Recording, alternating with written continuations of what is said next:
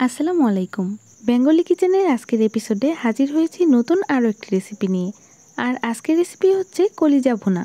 একদম সহজ আর লোভনীয় স্বাদে আজকের রেসিপিটা করে দেখিয়েছি। আর এখানে আমি খাসির কলিজাটা রান্না করেছি। ঠিক সেম প্রসেসে আপনারা গরুর কলিজাটাও রান্না করতে পারবেন। আর এই কলিজা ভুনা ভাত, খিচুড়ি, পোলাও বা পরোটার সাথে পরিবেশন করতে পারেন। তো চলুন আর দেরি না করে মূল রেসিপিটা দেখে নেওয়া যাক। এখানে আমি হাফ কেজি পরিমাণ কলিজা নিয়ে নিয়েছি। কলিজার পাশাপাশি এখানে 2-1 পিস চর্বি আর 2-1 পিস মাংসও রয়েছে। কলিজা ভুনায় কিছুটা চর্বি দিলে এর টেস্ট কিন্তু খুবই ভালো আসে। আর সবগুলোকে দেখতেই পাচ্ছেন আমি এরকম ছোট ছোট পিস করে কেটে নিয়েছি। এগুলোকে আমি বেশ কয়েকবার ভালো করে ধুয়ে পানিটা ঝরিয়ে নিয়েছি। অনেকেই দেখি কলিজাটা পানিতে হালকা একটু ভাপ দিয়ে তারপর রান্না করেন, বাট আমরা কিন্তু কোনো রকম পানিতে ভাপ দেওয়া ছাড়াই নর্মালি রান্না করি। তো সেই প্রসেসটাই আজকে আপনাদের সাথে শেয়ার করব। চুলায় একটা প্যানে 1/4 কাপ পরিমাণ তেল দিয়ে দিয়েছি। এবার তেলটা গরম হয়ে এলে এর মধ্যে দিয়ে দিব 3 টুকরা দারচিনি আর 3টা এলাচ, 2টা তেজপাতা এভাবে মাঝখান দিয়ে ছিঁড়ে দিয়ে দিব, আর দিয়ে দিচ্ছি 4টা লং। এবার সবগুলোকে একসাথে কয়েক সেকেন্ডের জন্য তেলের মধ্যে একটু ভালো করে নেড়ে চেড়ে নিব। এতে করে এর যে গ্রানটা সেটা খুব ভালো করে বের হবে। এবার 3টা পেঁয়াজ এরকম কিউব করে কেটে এর মধ্যে দিয়ে দিব। 7-8টা কাঁচামরিচ এভাবে ফালি করে কেটে দিয়ে দিচ্ছি। এবার সব কিছুকে ভালো করে একটু নেড়ে চেড়ে দিব আর অপেক্ষা করব পেঁয়াজটা একটু নরম হয়ে আসা পর্যন্ত। পেঁয়াজটা নরম হয়ে এলে এবার সব বাটা মশলাগুলো দিয়ে দিব, তাই অল্প একটু পানি দিয়ে নিচ্ছি যাতে পেঁয়াজগুলো পুড়ে না যায়। প্রথমেই দিয়ে দিচ্ছি 3 টেবিল চামচ পেঁয়াজ বাটা, 1 টেবিল চামচ একটু উঁচু করে রসুন বাটা, 1 চা চামচ একটু উঁচু করে আদা বাটা, 1 টেবিল চামচ পরিমাণ জিরা বাটা, হাফ চা চামচ দিয়ে দিচ্ছি গরম মশলা বাটা। এখানে আমি এলাচ, দারচিনি, লং আর বড় কালো এলাচ বেটে নিয়েছি। এবার সবগুলোকে একসাথে কয়েক সেকেন্ডের জন্য তেলের মধ্যে একটু ভালো করে নেড়ে চেড়ে নিব। এতে করে বাটা মশলা থেকে যে এক্সট্রা একটা গন্ধ আসে সেটা চলে যাবে।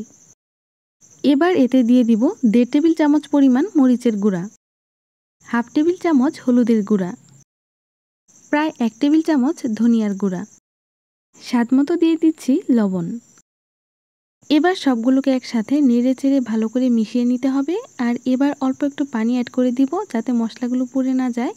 এখন মশলাগুলো খুব ভালো করে একটু সময় নিয়ে কষিয়ে নিতে হবে। আমার মশলাটা কিন্তু কষানো হয়ে গিয়েছে, দেখতেই পাচ্ছেন পানিটা একদম শুকিয়ে তেলটা উপরে ভেসে উঠেছে। যে কোনো রান্নাই মশলাটা যদি একটু সময় নিয়ে ভালো করে কষিয়ে নেওয়া হয় তাহলে কিন্তু রান্নার স্বাদটা বহুগুণে বেড়ে যায়। এবার এতে আগে থেকে ধুয়ে রাখা কলিজাগুলো দিয়ে দিব। ভালো করে নেড়ে চেড়ে মশলার সাথে এগুলোকে মিশিয়ে নিতে হবে। আর মিশিয়ে নেওয়া হয়ে গেলে এগুলোকে কিছু সময়ের জন্য আমি কষিয়ে নিব। যেহেতু কলিজাটা রান্নার আগে আমি কোনো প্রকার পানির ভাপ দিয়ে নিইনি, তাই এ পর্যায়ে অবশ্যই এগুলোকে একটু ভালো করে সময় নিয়ে কষিয়ে নিতে হবে। আর এভাবে কষিয়ে নিলে দেখবেন কলিজা থেকে কোনো প্রকার গন্ধই আসবে না। এবার এটাকে 5 মিনিটের জন্য হাই হিটে রেখে একটা ঢাকনা দিয়ে ঢেকে দিব। 5 মিনিট পরে আমি ঢাকনাটা খুলে দিচ্ছি। এটা কষানোর সময় কিন্তু আমি কোনো প্রকার পানি ব্যবহার করিনি, কারণ কলিজা থেকেও পানি ওঠে।